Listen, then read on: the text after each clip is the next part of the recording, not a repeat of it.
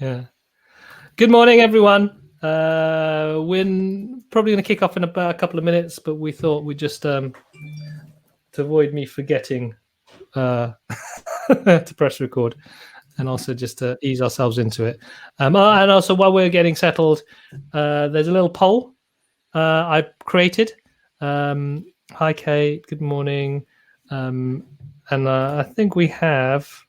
I'm gonna identify you all: Jimbo, Judith, Esme, James, and Karina. Good morning. Hello, everyone. Thank you for joining us. There's a little poll that I created. I'd really appreciate if you could just answer in what feels most natural, in the most natural way for you at the moment. It's about, does it feel? It's a really badly worded question. Does it feel like money? Confuse them at the beginning. Ultimately, does it feel like money is flowing through your life at the moment? Does it feel like there is a flow? And so just yes or no. And I accept maybe today might not be the same as yesterday or the same as tomorrow. But yeah, just a little simple question for you to answer in the poll section to get us all warmed up as I have my coffee. Thank you very much. That is service. But today, we're kind of taking a little bit of a departure from just the practical, tactical stuff about pricing and going a bit deeper. Your reflections on this detour that we're taking, Ben. Yeah, so I know you guys at the Happy Startup School are kind of big advocates of both experiments and emergence. So on the emergence point, I think that sounds like science for making it up as you go along, but I'm willing to accept that there's something else going on there. On the experiment side, which obviously is more familiar domain of science too, this does feel like a bit of an experiment, and we were just having a little conversation beforehand, and I think so decided that we would have this conversation talking about the book. Because there was sort of quite, I sort of quite enjoyed quite a lot of the insights in it. The book is called The Soul of Money. There you are, holding it up to the camera, which obviously does nothing for everybody who's listening to it on the podcast. But there we go. We can't please all the people all the time. So a slight departure from the norm to talk about the book, which then kind of filled me with this massive amount of panic, which is, what the fuck? I don't know that actually I'm totally authorized to really talk about the book. But fortunately, you kind of had pulled out a few key points, and we had a conversation beforehand about just trying to understand how does a lot of the ideas in there connect with what we are interested in and what we're trying to do. So, yes. I think it's interesting because, like, when we talk about the course, Happy Pricing, it's about trying to price more powerfully, more confidently, more authentically, and just reflecting. Well, there's two things that reflect on that. A, how can you price authentically if you don't know what your relationship is to money, and what does that mean? Because that's going to be core to you being able to do things in a comfortable way that feels aligned. And two, we talked about this actually a while ago. It's like actually one of the aspects. One of the things that we would love to work on if we had more time in the course, and I think people would appreciate more, and they've asked about, is the money stories. Our relationship to money really affects how well we can work in a business context in the terms of pricing and selling and all that stuff. And so I think Lawrence highlighted the book last week. You shared it, and I decided to have a listen to it over the weekend, and I'm rubbish at reading, so I just listened to audiobooks at twice speed. But and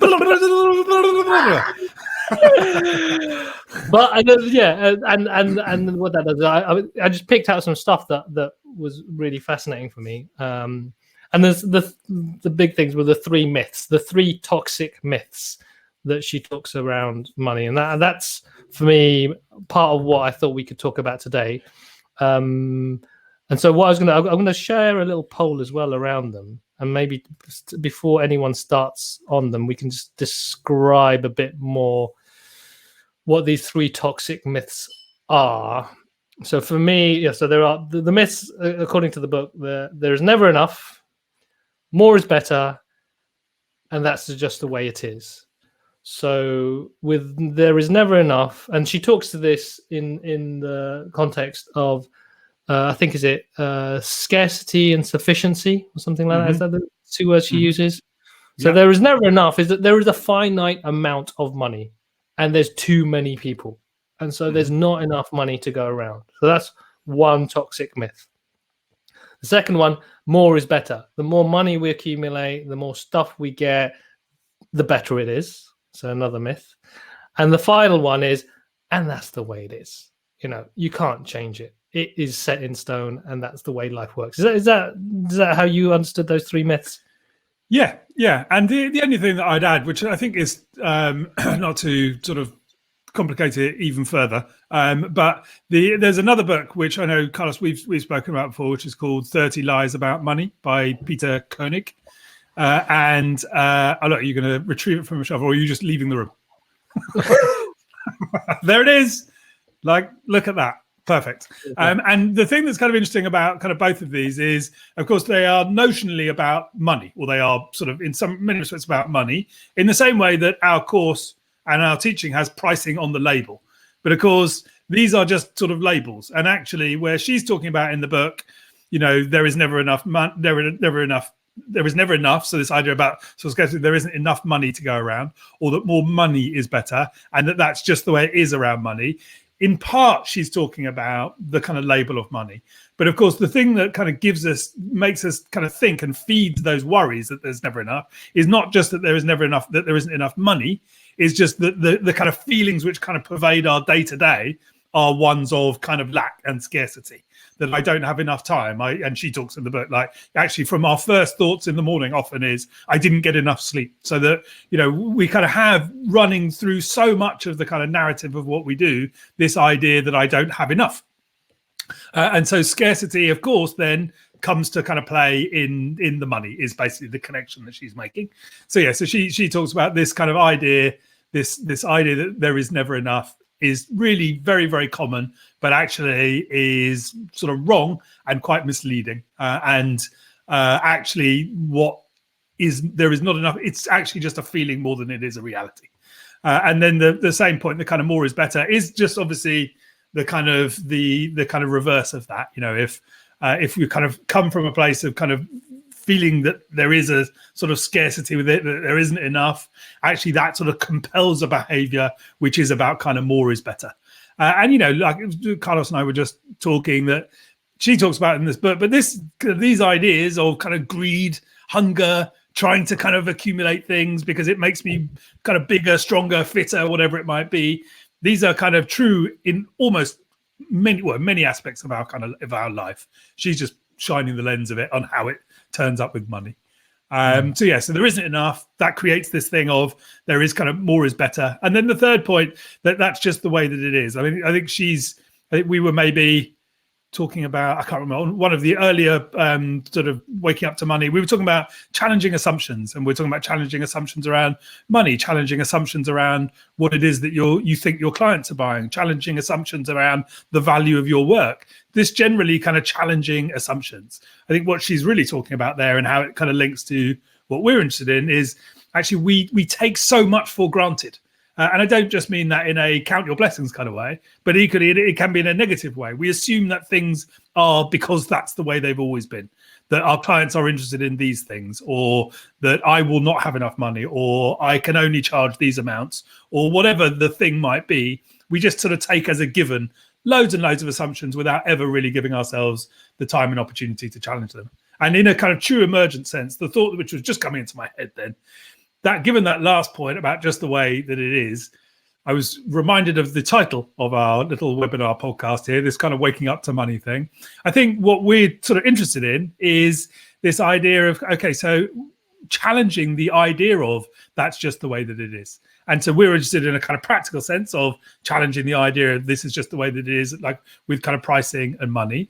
But the other thing we're kind of interested in, because it is all sort of connected, is it kind of challenging the idea of how we do our best work. What are the kind of conditions which mean we come to our work with all of our kind of creative energy, with all of our creative capacities, all of our kind of innate kind of wisdom and ingenuity, which we kind of all have in abundance. But actually, in some ways, what she's talking about, because there is a feeling of scarcity around, which creates this kind of need to kind of have more. Actually, those things are really getting in the way of our ability to come with our kind of most sort of creative, ingenious, and wise selves. Awesome. Yeah, we're going to dig a bit deeper into this. I just wanted to welcome, I think it's Francis, Jennifer, and Dave who've joined us. Thank you for joining us live. There is a poll around. There's a couple of questions here we've asked around whether you feel like money is flowing through your life, and I think most people here feel like it is flowing well, which is great. But maybe one way, as somebody said in the chat. Yes, which way is it flowing is the interesting point. And then there's this idea of what we described in terms of these toxic myths, and just be curious to which one of these most resonates. It might not necessarily be something that's supremely taking over your life at the moment, but which one of these plays most acutely, or you're more sensitive to, whether it's about enoughness, having more, or you can't change things. That's just the way it is. So I'd be really curious to hear your thoughts, or see your thoughts there, and also say hi in the chat. It's always nice, and say good morning. It just gives us a bit of a little boost to know that there's people out there listening. On the listening. Yeah. I was trying to work out where to go next, because I felt there was something here. This idea of sufficiency versus scarcity, and how I think there's this thing about, all right, there's not enough money, for instance. If we take the point, okay, money isn't flowing in the right way for me, or it isn't flowing, basically, or there's not enough flowing in the way I want it to flow, and that's because there's not enough of it. Otherwise, it's all flowing over there. It's not flowing to me, or it's flowing away from me, yeah. Or it's coming to me, and I'm just going to keep hold of it because I don't want it to let it go away. And that sense of, all right, I think there's two ways to think about this. On one level, there's an existential threat. I don't have enough money to pay the mortgage. I don't have enough money to pay the rent. I don't have enough money to buy food. And I think that justifiably, that's a reasonable space to feel that's right. Okay, there's not enough money for me at the moment, and we can't dismiss that. And then there's another awareness of, like, actually, if you look at it, you can pay for all those things. It just feels like it. And I think that for me is part of the identifying, where do you actually sit? Are you under existential threat, or is this something else that is a feeling that you just need to find out where it comes from? Does that make sense? Yeah. And yeah, I mean, I guess a couple of things were coming up when you were talking. One, I mean, my assumption that I will happily kind of sort of project onto everybody is that actually it's all a feeling, right? And I guess in the context of kind of where we are and the people who are likely to be on this, actually we have the kind of capacities, the creative abilities, the kind of will, the intent, and the kind of the good nature actually to be able to kind of make things happen for ourselves to an extent. So I think our ability to ensure that there is money coming in to be able to pay for those. Sure, it might be kind of challenging at times, but the feeling is a really, really difficult one to sort of shake off, that there isn't enough. And so that, whatever the reality of the actual money coming in, money going out thing, the feeling really influences everything, obviously. And I think for me, that's, an important thing to get your head around, is the feeling around that. One other sort of little thing, which might be a bit of a diversion, but it was just in my mind. When we were sort of talking, you sort of started to talk there, we were talking about the kind of flow, the feeling of kind of flow. One of the things I was kind of reminded of, which she does actually talk about in the book, which I think is a useful exercise. I don't know how often everybody, I know I certainly didn't really, and how much kind of time and kind of care and sort of thought I gave to money actually coming to me. So when I made a sale, for example, when somebody bought something from my business, or when somebody buys something from me now, actually how much time I took just to pause and kind of reflect on the kind of goodness of that. Because a lot of the things around the kind of feeling and all of that sort of stuff, actually is just it is a flow, and it flows away really fucking quickly because we don't actually take time to appreciate both sides of that flow. So we just notice it going and actually scoot over the many, many instances, I'm sure, actually, where it's come to us through work that we enjoy and inspires and all those sorts of things. So the importance of kind of taking time to see both ways around, see the money coming in as well as worrying about the money going out. And actually one starts to positively affect the other, if that makes sense. No, totally. I just wanted to acknowledge that Dave just posted a comment. A challenge he always has is knowing there is plenty of money out there, but balancing that with the reality of feeling like that you're always up against it. So I assume that's with the business. There feels a lot of energy and effort in there to try and make the money flow. And Sam, I think, is also acknowledging that in terms of she liked the way Dave worded it, and it's the difference believing that there is enough and seeing the reality of it in her life and business. So Dave, Sam, if you would like to come up and just have a quick chat about that in terms of what that means for you, just say yes in the chat. So I'd like to come and chat, and we'd love to. No, go away, leave me alone. Yeah, I'm in my running gear, as Kate was last time. I'm just about to kick the kids. Well, actually, the kids should already be at school, I hope. So yeah, if you'd like to just offer your reflections, we'd really enjoy to have you on and just have a quick chat about it. Mainly because this is an experiment, and we definitely don't claim to have any of the absolute answers or even remote answers. Dave says, "No, go away. He doesn't want to be on." Oh, I feel rejected. He was pulling my leg. Okay, he says, "Okay, go, no probs." We're going to try and get Dave on, and then maybe, with all of this, your reflections, Dave, your stories, I'm bound to resonate with someone, and it's always going to help. And I think it's nice to be able to talk about these things, just as a way to just explore. Yeah, what it is that gets in our way in this kind of story of having money flow through our lives. And I had something I wanted to say based on what you were saying before. Was it a really good point? It was an amazing point. It was going to basically be life-changing and transformative. Yeah. Actually, it was about transformation, because I think one of the things that we're keen to do is around transformation, is around behavior change. And the whole happy pricing course isn't about just make loads of money. It's about how do you transform your behavior when it comes to running your business so that you have more ease and you feel more powerful and more in control. And that takes not just learning the tactics and strategies, it also takes understanding what's getting in your way and dealing with some of these underlying stories that feel a bit messy and more challenge and more difficult to resolve. Would you accept that, Ben? Yes, I would accept that. Yeah, definitely.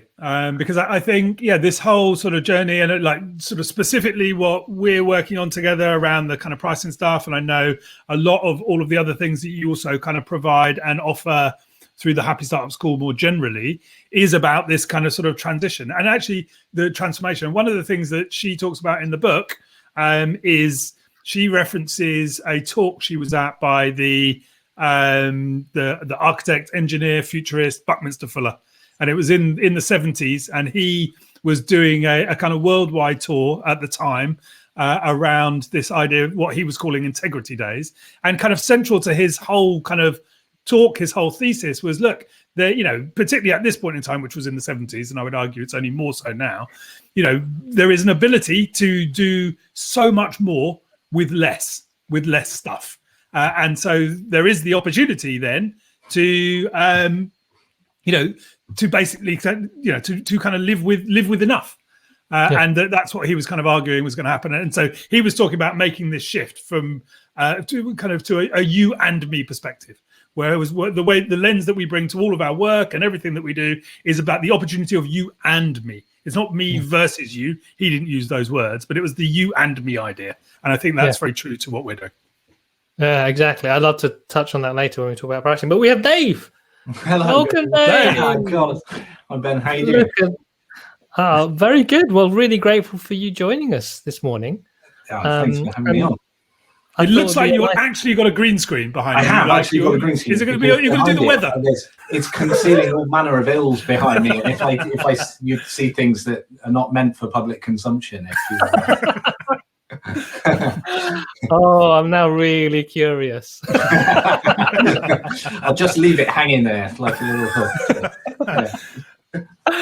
But yeah, I thought it'd be just give you a chance maybe to just elaborate a bit more in terms of what you made that comment about balancing the reality of feeling like you're up against it versus knowing there's plenty out there. I don't like this is quite an interesting one. Like, I don't know if you've read Rob Moore's like Money book. I don't know if you've read that book, but it's quite an interesting one. It's it sort of goes back to like the history of money and how it's it's basically just sort of bartering evolved. It's as meaningless as just giving someone a handshake, and but yet people sort of build their whole lives and careers and goals and ambitions around it. And it's sort of like an interesting sort of book. And part of it was sort of realizing that there's an enormous abundance of it out there.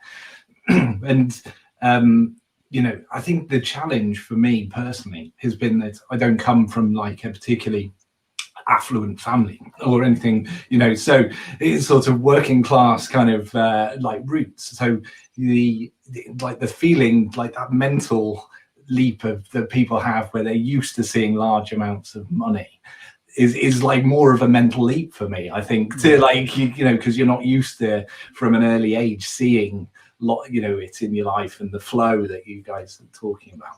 And I think that definitely feels like that has disadvantaged your mindset more than anything. It's not like your access to what you can do and achieve, but like the mindset of knowing that there's that money out there and that you could tap into it, or the resources to go to.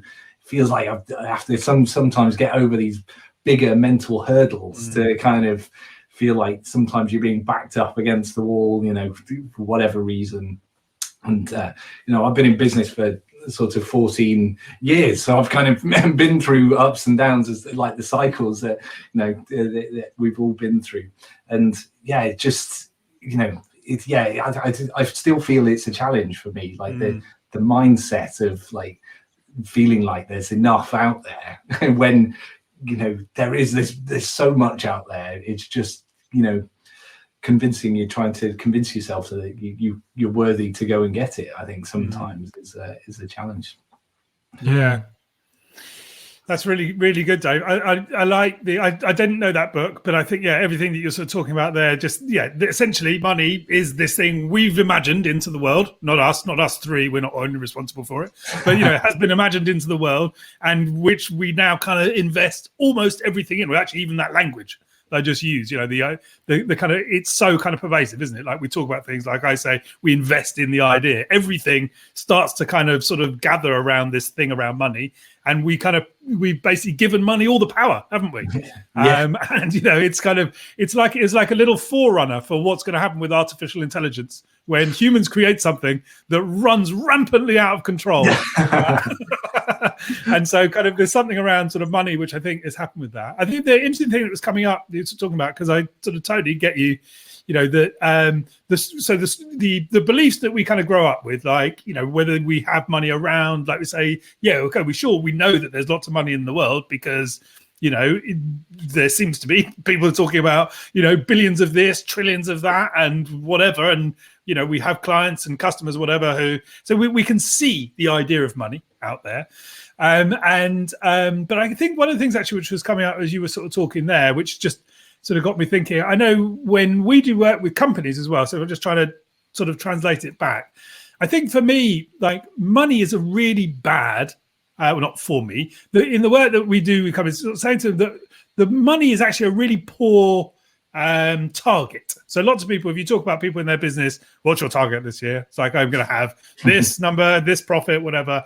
But actually money, like finances, it's a really bad target, because like the money that we earn when we sort of translate is actually in response, it's a reward for work done.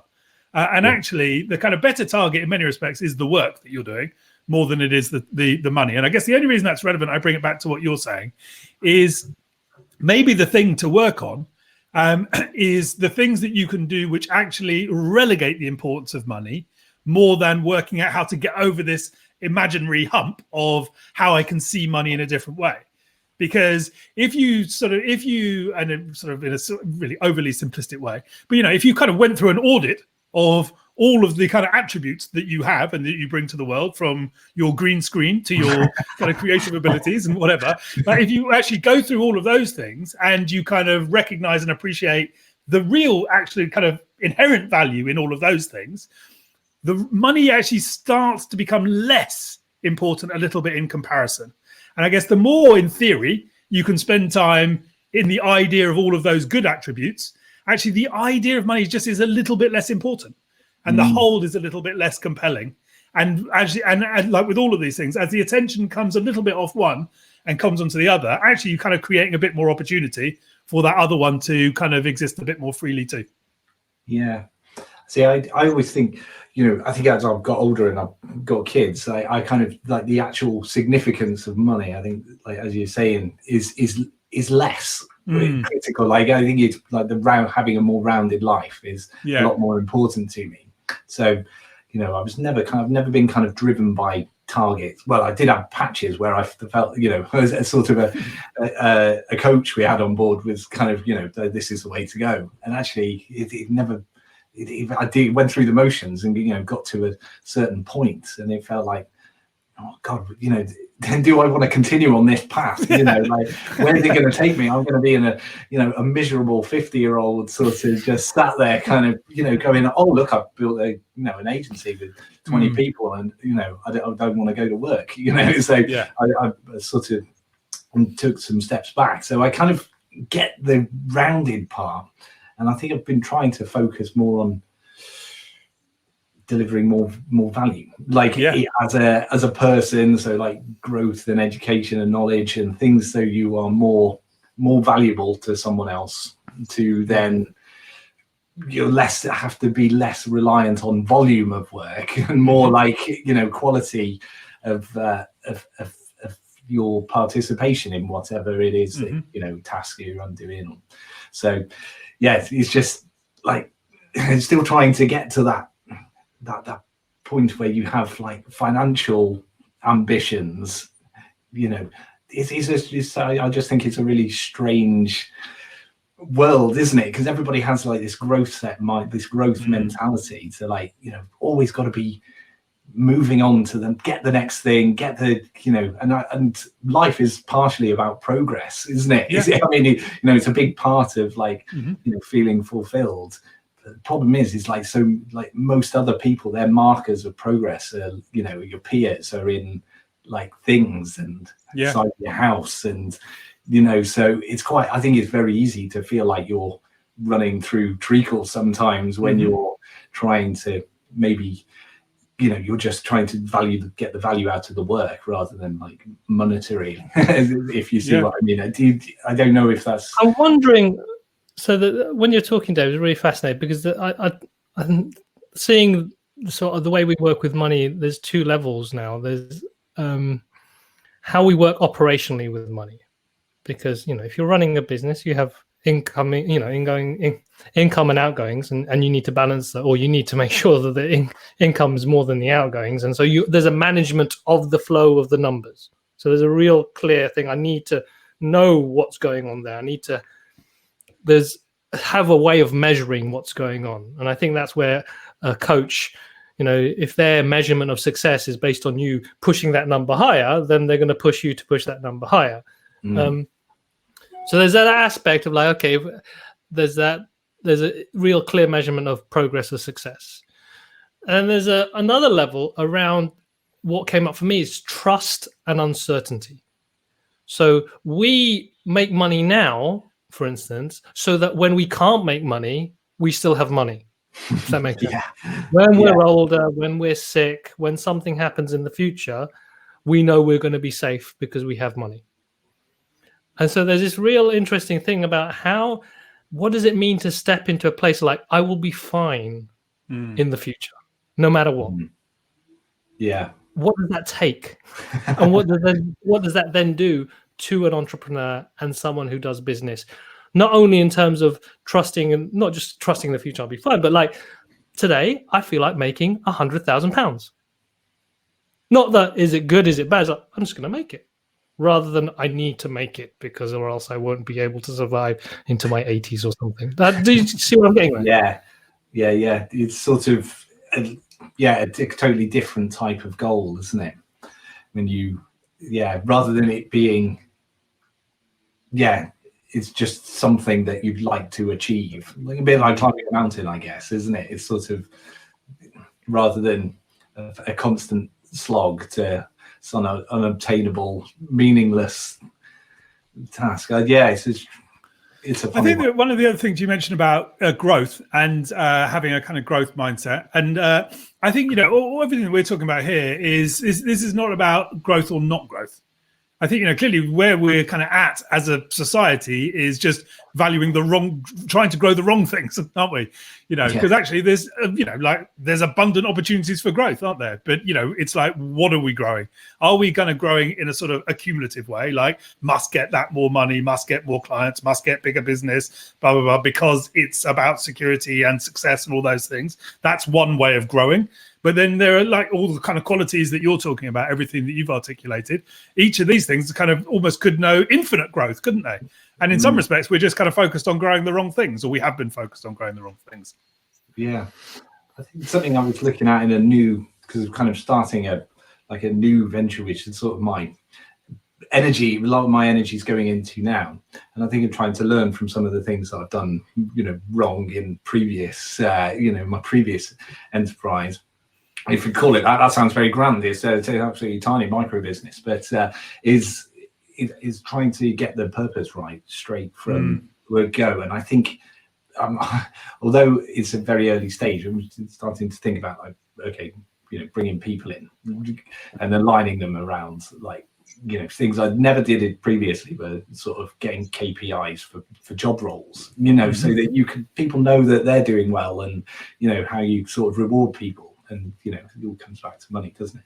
But I think I've been trying to think about ways not to revolve it around money, because not only, because I think that's the thing, isn't it? Yeah, not only, but like as a the money is a sort of a consequence more of achieving the higher purpose, that's a less, maybe that's aligned to our, charitable goals rather than turnover goals, for example. I don't know, just trying to reshift the focus so it's more about something bigger and meaningful that people want to be part of than it is about it's just a job with a salary, but interesting.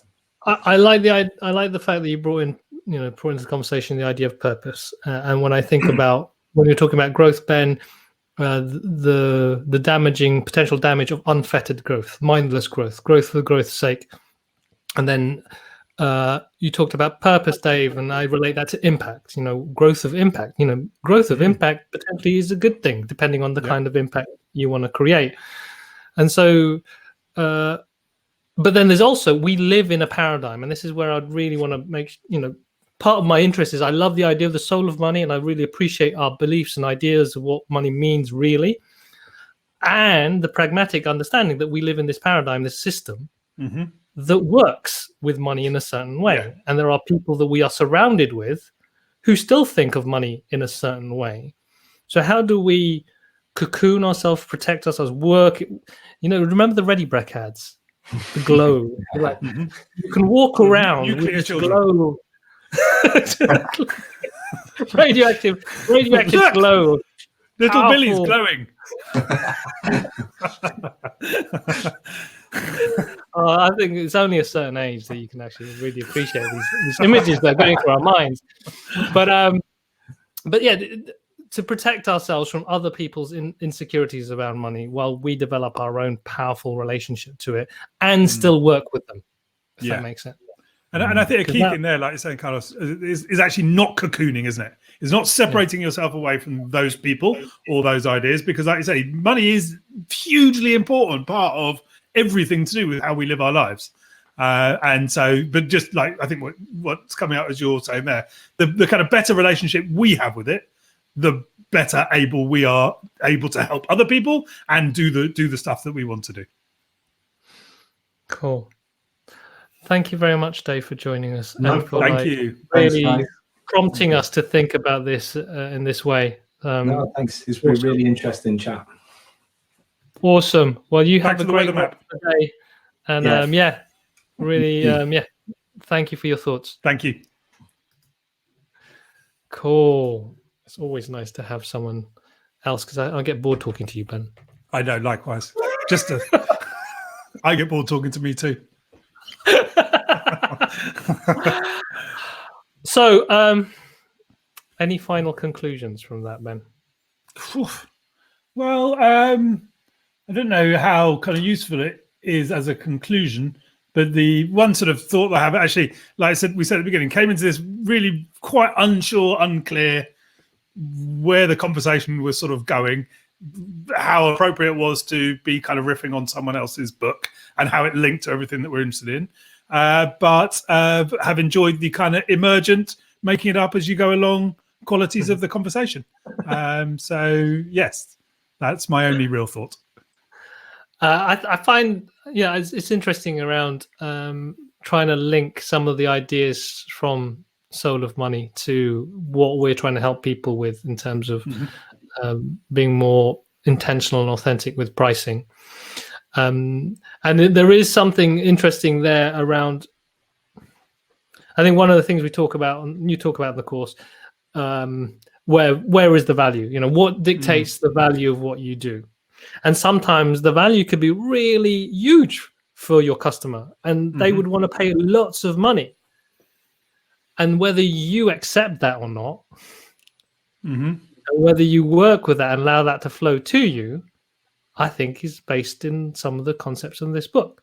Yeah. Around whether if you feel that money flowing to you then stops at you and doesn't then allow you to channel that to do the things that you want to do in the world, whether that's good causes or even just making yourself feel happier. Yeah. Then I can imagine the resistance. I don't want to charge that much money for my work because that money is evil. Yeah. But then if it becomes like, actually, I'm just accepting it because it's going to flow. It's not going to stop with me. I'm not going to just hold on to it. I'm going to spend it on learning. I'm going to maybe offer some free stuff for people who can't work with me. Or, you can be creative then about how that money is then used and how you spend it.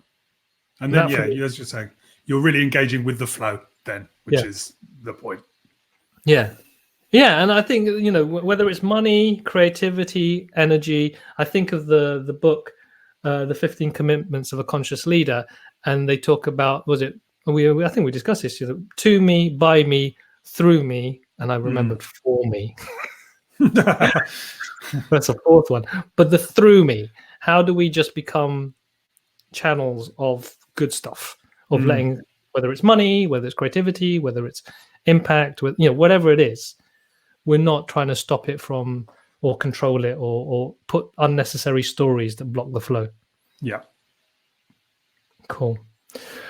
Oh, well, thank you everyone for staying with this emergent journey, as Ben put it, this wandering through these ideas of the soul of money and how it affects what we think about in terms of practical business. Oh, James has suggested another book called Money Magic. Okay. And it's possibly even fruitier than the book Soul of Money. Cool. So defining money as energy and money archetype. Oh, okay. Might have to look for that one, James. Thank you very much. Thank you. Awesome. Okay. Well, Ben, until next week. Thank you again. Thank you, everyone. And looking forward to exploring more of this and how we can use it practically. Yeah. As well as, coming to terms with these stories. How can we actually operationalize the soul of money? Yeah. And that's essentially, I think, where it all translates to the course. So you're interested in the idea of it, press that green button down there. Yes, exactly. And we'd love to hear. Yeah, we'd love to include more people on this journey so that we can evolve the things that we can do with all of this information that we're collecting. Yeah. Okay. Take care, Ben. Thank you, Carlos. Thank you, everybody. Everyone can return to your lives. Goodbye. Have a great rest of the day. Bye-bye. Bye.